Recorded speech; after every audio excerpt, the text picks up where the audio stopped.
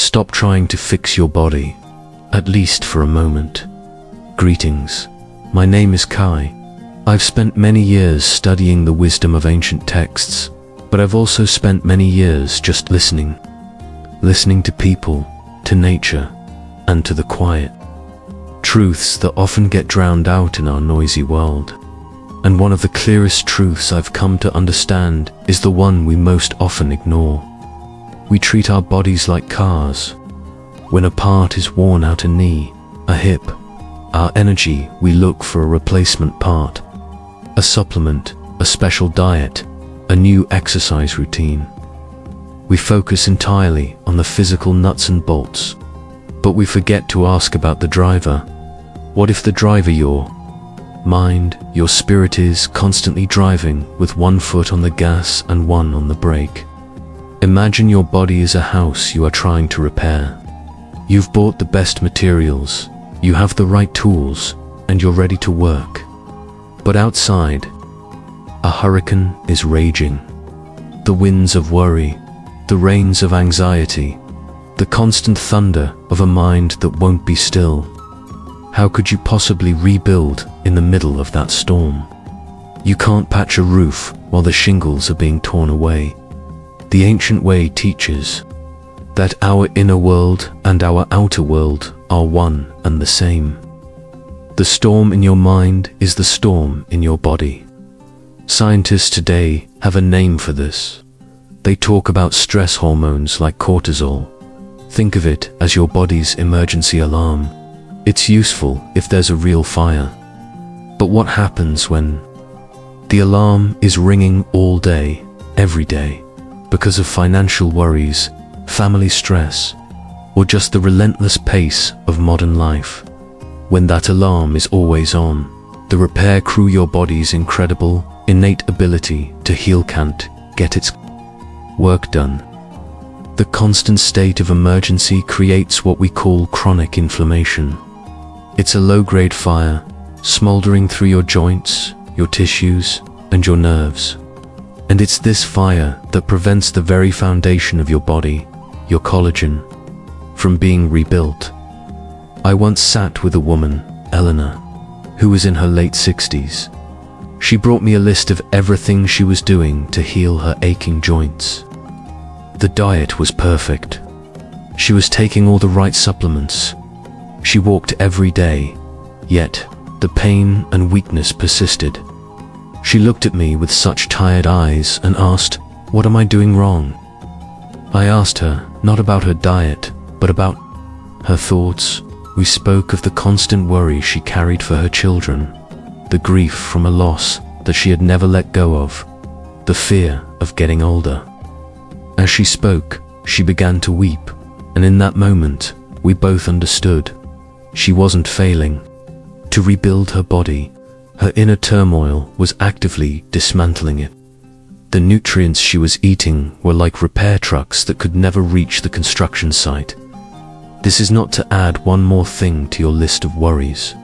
It is an invitation to see that healing isn't just about doing more, but perhaps about being more still, more at peace. Have you ever noticed how a stressful week can make that old ache in your back flare up? Or how a piece of bad news can leave you feeling physically drained? That isn't your imagination. That is your body listening to your mind. Your body cannot and will not rebuild its sacred structures in a state of turmoil. True healing, the kind that reaches deep into your cells, can only begin when the storm inside has calmed. It begins when the body finally receives the message from the mind that it is safe to come out of emergency mode and begin the sacred work of repair. Your body's wisdom is profound. It knows how to heal. Our task is simply to create the quiet space for that wisdom to flow, unobstructed. Asterisk, of course. Here is the next part of our exploration. Continuing in the same spirit, what if I told you that one of the most powerful defenders of your body is something you may have pushed to the side? of your plate your whole life? We often look for strength in things that are loud and mighty. We seek out complex solutions and expensive promises. Yet, the ancient way teaches us to find power in the quiet and the humble. And there are few things quieter or more humble than this simple green leaf, spinach. It looks harmless, doesn't it? It's soft, it wilts under the slightest heat, and it rarely takes center stage. But do not be fooled by its meek appearance. Within this leaf is a silent, loyal guardian, a full body repair tool that works tirelessly to soothe your nerves, calm your joints, and restore your inner foundations. Think of your body not as a machine, but as a living temple. Over the years, this temple requires constant upkeep, and spinach provides a whole team of master artisans to do the work. First, it sends in the custodians two powerful compounds you may have heard of, lutein and chlorophyll. They are what give the leaf its vibrant green life. In your body, they do the same, bringing life by acting as gentle cleaners. Imagine them sweeping through your joints and tissues, quieting the low-grade fire of chronic inflammation, that internal rustling that creates the stiffness, the burning, and the pinching you might feel in your back or your fingers. They don't shout. They cleanse, creating peace where there was irritation. Then there is the artisan of communication, magnesium. So many of us, especially as we pass 60, are unknowingly lacking in this vital mineral. When we don't have enough, the communication between our nerves and muscles begins to fail. The signals get crossed. This is where that mysterious tingling in your hands or the sudden cramps in your legs often come from. It's your body's wiring system asking for help. I remember a gentleman named Arthur, a kind man who loved to read more than anything. But he told me his hands would fall asleep after just a few pages, buzzing with pins and needles until he had to put his book down. He thought it was a weakness he had to accept with age. We spoke of spinach, of this simple gift of magnesium. He began adding it to his morning eggs, a small handful every day. A few weeks later, he told me, with joy in his eyes, that he had read for a full hour without a single interruption from his hands. He didn't find a miracle cure. He simply gave his body's messengers the tools they needed to speak clearly again. But the artisans in spinach don't stop there. The leaf also provides roadbuilders. Natural compounds called nitrates work to gently widen your blood vessels, improving the flow of oxygen and life to your hardest to rich tissues, the tips of your toes, the knuckles in your hands. If your fingers and feet often feel cold or go numb, think of it as healing nutrients stuck in traffic on a narrow country road. Spinach helps turn that road into a wide, open highway, allowing warmth and healing to flow freely once more. And with the temple clean and the pathways clear, the master architect can finally get to work. Spinach delivers this in the form of vitamin A. This vitamin gives the fundamental command to your cells, the command to produce new, strong collagen. Without that command, your body's rebuilding efforts can falter. So you see, this is not just a salad green. It is a community of healers working in perfect harmony. It doesn't just patch one problem, it restores the whole system. When your knees throb as you climb the stairs, or your hands go numb holding a phone, don't dismiss it as just aging. It is a whisper from your body asking for support. And the answer might just be waiting quietly on the side of your plate. Of course, let us continue our journey together. Here is the third part. You can eat the healthiest food in the world and still be starving your body. This may sound strange, but it is a truth I have seen time and time again.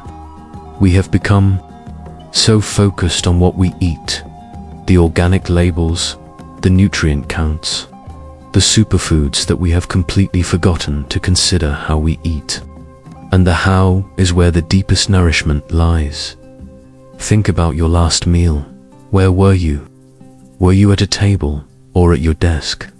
Were you watching the news, scrolling through your phone, or having a stressful conversation? Was your meal a moment of peaceful restoration, or was it just another task to get through on your way to the next thing? The ancient texts teach that our bodies are profoundly wise. Imagine that your digestive system is like a wise old receiving clerk, waiting patiently at the gate of your inner temple. When you eat in a rush, distracted and stressed, it's like a delivery truck backing up at high speed and dumping its entire cargo unannounced at the gate. The poor clerk is overwhelmed. He can't sort through the packages properly. Much of it gets lost, damaged, or stored improperly in the wrong warehouse, where it creates clutter and problems. This is what we feel as bloating, indigestion, and fatigue. But when you eat slowly, with intention and awareness, you are walking each package to the gate yourself. You present it to the clerk with respect.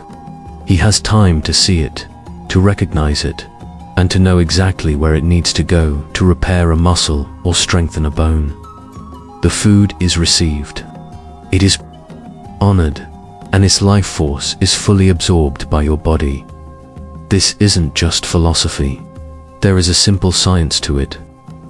Your body has two main operating modes: fight or flight, and rest and digest. When you are stressed, worried, or distracted, your body is in fight or flight mode. It thinks there is a danger, and its top priority is survival, not digestion. Blood is diverted away from your stomach to your muscles. The production of essential digestive enzymes grinds to a halt.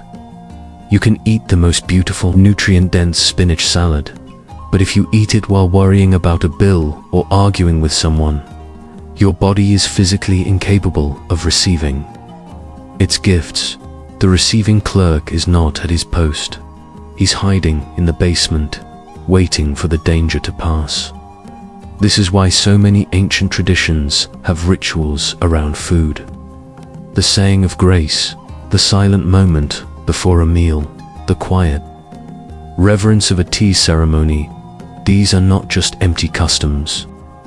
They are ancient technologies designed to do one thing: to consciously switch the body from fight or flight into rest and digest. To tell the receiving clerk, it is safe. You can open the gates. We are here to receive nourishment. Knew a woman named Carol who was a perfect example of this.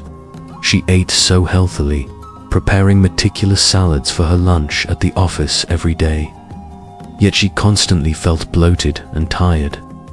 We talked, and she admitted she ate her salads in 5 minutes at her desk while answering emails and worrying about deadlines. Her body was in a constant state of low-grade alarm. I suggested an experiment. I asked her not to change a single ingredient in her salad, but to change the location. To take her lunch to a small park bench outside, to leave her phone at her desk, and to do nothing for 15 minutes but eat. She told me later it was the hardest thing she'd done all week. But after a few days, the bloating vanished. She felt a surge of energy in the afternoons that she hadn't felt in years. The food hadn't changed, but her body's ability to receive it had been transformed. So I invite you to try your own small experiment. At your very next meal, commit to honoring just the first 3 bites. For those 3 bites, do nothing else. Put down your fork between each one. Notice the taste, the texture, the temperature. Feel gratitude for the food. 3 bites. That is all. See it not as a chore, but as an act of profound self-respect. You are telling your body that it is worthy of your full attention. You are transforming your meal from a task into a meditation and unlocking the true, life-giving medicine hidden in your food. Asterisk, of course. It is a joy to continue this path with you. Here is the fourth part of our story. The medicine you're aching. Joints are begging for might be the one vegetable you've been trying to avoid your whole life. Let us speak today about a humble, and I know for many, a challenging vegetable. Okra. Let's be honest about it.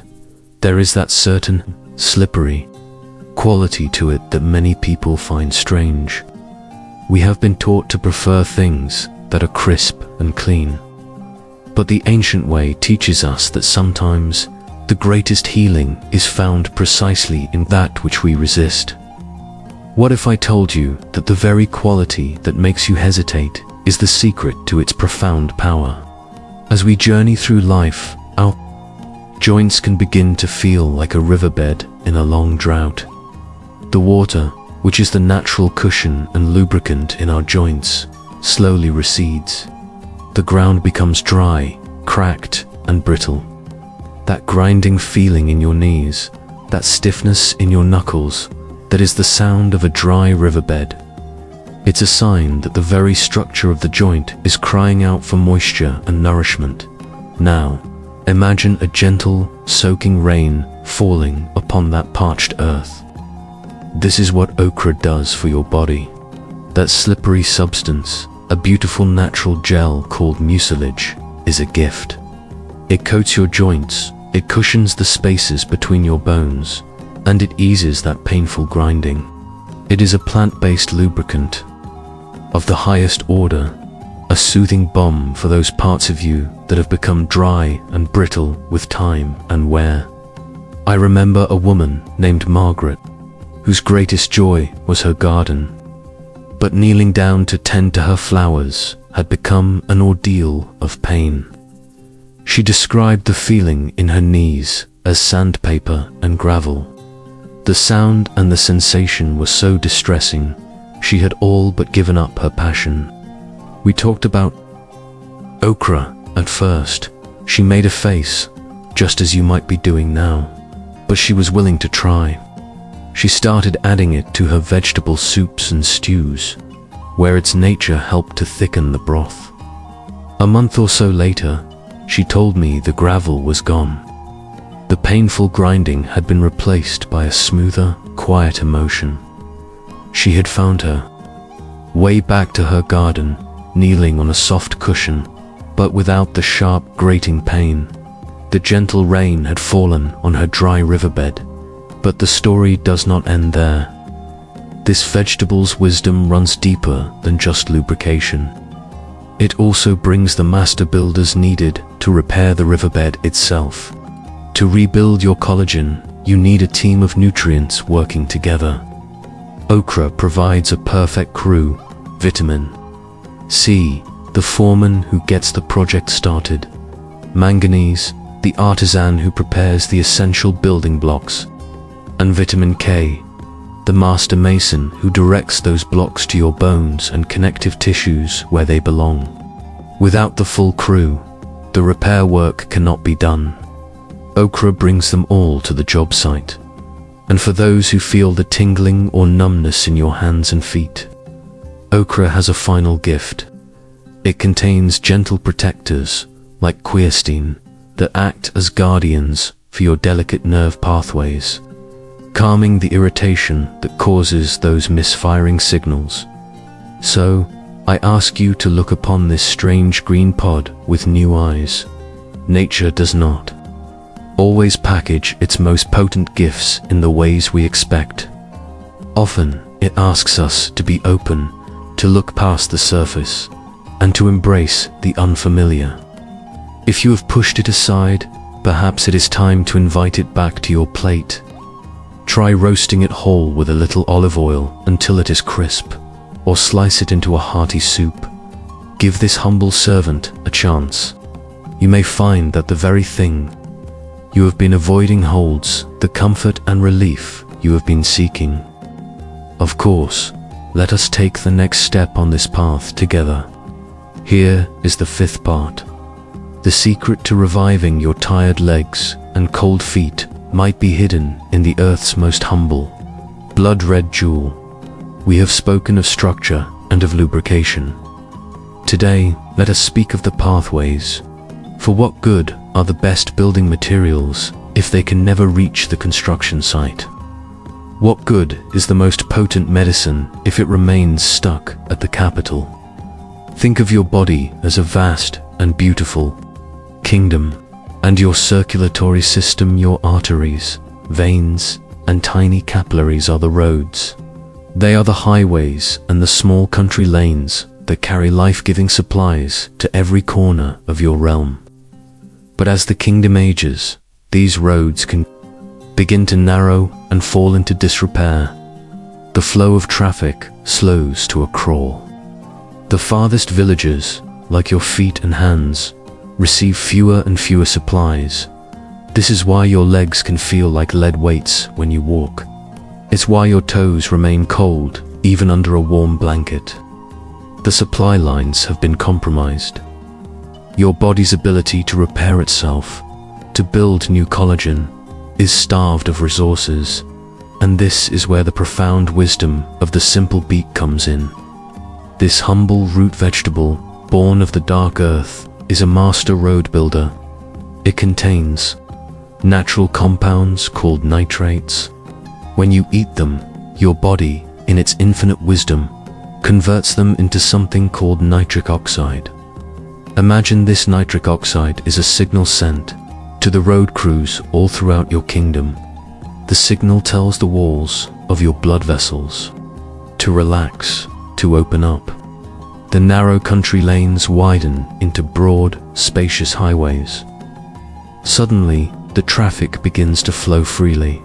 Life-giving blood, rich with oxygen and all the nutrients from the food you eat, can finally flood into those starved tissues in your legs, your joints, and your nerves. I think of a man named Robert, who used to love his evening walks after dinner. But he told me that in recent years, his legs had begun to feel like they were made of stone heavy, numb, and unresponsive. The joy was gone, replaced by a sense of struggle. He started, cautiously, by adding roasted beets to his dinner a few times a week. He didn't expect much. But slowly, over a month or two, he said the stoniness began to dissolve. A lightness returned. He could feel a warmth in his feet that he hadn't felt in years. The road crews had gone to work. The supply lines to the lower half of his kingdom had been restored. The wisdom of the beet doesn't end there. Its magnificent color, a substance called betalain, is a powerful antioxidant. Think of it as a team dedicated to polishing away the internal rust, the oxidative stress that corrodes the very structure of the roads themselves. And it provides folate, a B vitamin that acts as the foreman of the repair crew, patching up cracks and weaknesses in the vessel walls to keep them strong. The ancients had a belief called the doctrine of signatures, that the earth gives us signs in the plants it grows. They believed a plant often resembles the very part of the body it is meant to heal. Is it any wonder, then, that this vegetable, which bleeds a juice the color of our own life force, is such a profound healer of the blood and its pathways? So, when you see this humble beet, don't just see a vegetable. See it as a restorer of highways, a bringer of warmth, a delivery system for healing. Steam or roast it to preserve its gifts, as boiling can wash them away. It is a simple, earthy root that holds the key to ensuring the farthest corners of your kingdom are never forgotten, never starved, but always nourished by the river of life that flows within you. Asterisk, asterisk, of course. Let us walk this path further. Here is the sixth part of our journey. The two most powerful medicines on this earth are completely free, and you are probably neglecting both of them. for several talks now. We have spoken of the beautiful gifts from the garden, the spinach, the okra, the beet. These are powerful allies, full of the nutrients and building blocks your body needs. But I must be honest with you, none of them will work their deepest magic without the two most fundamental elements of life. I am speaking of water and of breath. I know, it sounds too simple, doesn't it? In a world of complex formulas and miracle cures, it can be hard to believe that the answer could be so basic. But the ancient way teaches that the most profound truths are always the simplest. Imagine your body is a magnificent garden. The healthy foods you eat are the nutrient-rich soil and the high-quality seeds you plant. You can have the best soil and the most promising seeds in the world. But what happens if you never water the garden? What happens if the air is still and stagnant? Nothing grows. The potential remains locked away, dormant in the dry earth. Water is the river of life that flows through your inner garden. Your joints, your muscles, the vital connective tissue that holds you together, it is all woven from water. When you are dehydrated, these tissues become like a dry sponge, stiff, brittle, and fragile. They shrink. The space in your joints narrows. This is the source of so much of the stiffness and creaking we attribute simply to age. But when you are properly hydrated, that sponge becomes plump, resilient, and full of life. It can cushion, bend, and move with ease. The river flows. I think of a woman named Joan who felt a deep, unshakable fatigue and woke every morning with joints that groaned and creaked. She was doing everything else right, but she neglected water. Her garden was in a state of constant drought. Her simple practice became drinking one full glass of water upon waking, before her feet even touched the floor. It did not cure her overnight, but she told me it was like a slow, gentle rain began to fall inside her. The morning stiffness eased, and the fog of fatigue began to lift. She was simply watering her garden. And if water is the river, your breath is the wind and the sun. It is the carrier of a vital energy the ancients called prana, or ki. It is, quite literally, the spark of life. Most of us, as we go through our stressful days, are breathing in a very shallow way, just from the top of our chests.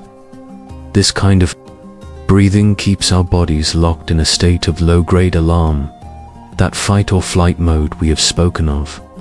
And when your body is on high alert, it cannot heal. It cannot repair. Deep, conscious breathing, the kind that makes your belly rise and fall, is a signal you send to every cell in your body. It is a message that says, you are safe, you can rest, you can digest, you can heal. It flips the switch into that healing state. Furthermore, this deep breath floods your blood with oxygen, the very fuel your cells need to carry out their repair work. Water is the river, and breath is the current that makes it flow with purpose. Without the river, the nutrients go nowhere. Without the current, the river becomes stagnant and lifeless. So I invite you to a practice, simpler than any recipe. Tomorrow morning, when you first wake up, before the day's worries have a chance to take hold, honor these two free medicines. First, drink a full glass of water. Water your garden. Then, before you get out of bed, simply take 3 conscious breaths in through your nose, letting your belly expand like a balloon, and out through your mouth with a gentle sigh. Water the garden, invite in the sun and the wind. Before you seek any other cure, start with the foundational gifts the earth offers us in every single moment. You may be surprised at the life that begins to bloom within you. Of course, it is my honor to share this next part of our path with you. Here is the 7th part. There is a master key that can unlock your body's own forgotten pharmacy, and it looks like a small tree. We have spoken of so many wonderful allies. On this journey, foods that lubricate, that cleanse, that open the pathways. But today we speak of an awakener. We speak of broccoli. This familiar vegetable, a staple on so many of our plates, holds a power that is unique among all the others. It doesn't just provide building blocks. It awakens the builder that already resides within you.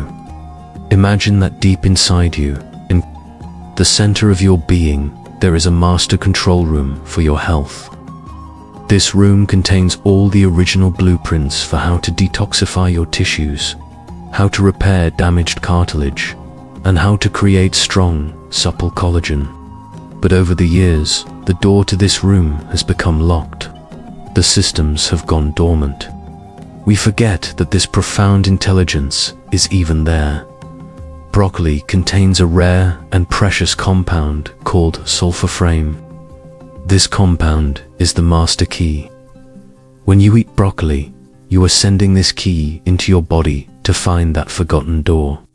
It slides into the lock, turns it, and swings the door open. It walks into the control room, dusts off the control panel, and begins to flip the switches back on. It unrolls the old blueprints and reminds your cells, this is how we heal. This is how we rebuild. It awakens your body's own deepest wisdom. This is not just a story. It is what scientists are now discovering. This sulfurfame has been shown to protect the very cells that make collagen, to calm inflammation at its source, and to speed up the healing of our vital cartilage. But this little tree has another profound gift, especially for those of us over 50 or 60. As we age, many of us struggle with blood sugar. When there is too much sugar in our blood, it can become, for lack of a better word, sticky. It attaches itself to our healthy, flexible collagen fibers and makes them stiff and brittle. Imagine a soft, fresh loaf of bread left out on the counter. In a day, it becomes hard, stale, and easy to break. This is what high blood sugar does to your inner tissues. The wonderful fiber in broccoli acts as a guardian against this process. It helps to slow down the release of sugars into your bloodstream, preventing that stickiness and keeping your joints, skin, and tendons supple and resilient, not stale and brittle. I remember a man named David, a passionate golfer who found his joy fading. It wasn't just one thing. It was a nagging ache in his elbow that wouldn't quit, and an overall feeling of fragility, as if his body had lost its bounce. He started steaming a small portion of broccoli every evening with his dinner. It was a simple change. Over the months, he told me it felt like his body was waking up from a long slumber. The tendon in his elbow began to feel stronger, and that sense of being brittle was replaced by a feeling of resilience. The master key had opened the door, and his own inner pharmacy had begun its work. So when you see this humble vegetable, I invite you to see it as more than just a source of vitamins. See it for what it truly is, a key, a catalyst, a gentle but powerful messenger that doesn't do the healing for you, but reminds your own body of the profound healing it has known how to do all along. It is a reminder that the greatest pharmacy in the world is the one that lies dormant, waiting within you. Asterisk, asterisk, of course. Let us explore this new territory together. Here is the 8th part of our journey. What if the key to rebuilding your landlocked joints comes from the heart of the deep blue sea? Today, we speak of something that may seem strange or foreign to many of you. It is a gift from the ocean. We speak of seaweed. For many of us who have lived our lives on solid ground, the idea of eating vegetables from the sea can be unfamiliar. But I ask you to be open. for the ocean holds a form of nourishment that our depleted lands can know. Longer offered. Think of the Earth's soil as a cup of water from which we have been drinking for thousands of years. It still gives us life, but in many places the water level is low. The soil has become tired. The ocean, however, is a vast, living reservoir, constantly churning, constantly renewing itself. It holds a complete spectrum of every mineral and trace element that exists on this planet. Seaweed is like a sponge, living and breathing in this perfect mineral bath. It soaks up this primordial soup of life, becoming one of the most nutritious foods in the world. When we eat it, we are receiving a direct infusion of the ocean's complete and ancient wisdom. We have spoken of the builders and the foremen needed to repair your body. Now we must speak of their tools. To create collagen, your body needs specific trace minerals like copper, zinc, and manganese. You can have the best work crew in the world, but if they show up to the job site without their hammers, their saws, or their measuring tapes, they cannot build. They can only stand there, waiting. For so many of us, our bodies are waiting for these tools. Our tired soils no longer provide them in abundance. Seaweed arrives with the complete toolbox. It delivers these essential minerals in a form your body recognizes and can absorb with ease, finally allowing the waiting builders to get to work. But there is another, even deeper magic at play here. Your body has an inner thermostat. It's called the thyroid gland. It controls the speed of your metabolism, the warmth you feel, and the rate at which you heal. The primary fuel for this thermostat is iodine. When we are low in iodine, many of us are is like the thermostat has been turned down to a low power mode. Everything slows. We feel cold when others are comfortable. A small cut takes forever to heal. We feel a deep, abiding fatigue. Numbness can creep into our hands and feet. Seaweed is the richest natural source of this essential iodine. It provides the fuel to turn your inner thermostat back up to a healthy, active setting, reigniting your inner fire and your body's pace of repair. I think of a woman named Helen who felt, in her words, chronically depleted. She was eating well, but she was always cold, always tired, and her body just felt slow to bounce back from anything. She began, simply, by crumbling a sheet of toasted noritha, kind used for sushi, into her soup each day. It was a small act, but over the months, she said it felt like a warmth was spreading from her core outwards. Her energy returned. She felt more solid, more resilient. She had not found a stimulant. She had refueled her body's own engine, so do not be afraid of this gift from the sea. You do not need to eat vast quantities. A few toasted seaweed snacks, a sprinkle of dried flakes over a salad or your morning eggs, or even a small amount blended into a smoothie is all it takes. It is a humble invitation to return to the source. All life on this planet began in the ocean. Perhaps it is no surprise that in its embrace, we can still find the very tools we need to rebuild, refuel, and remember our own vitality.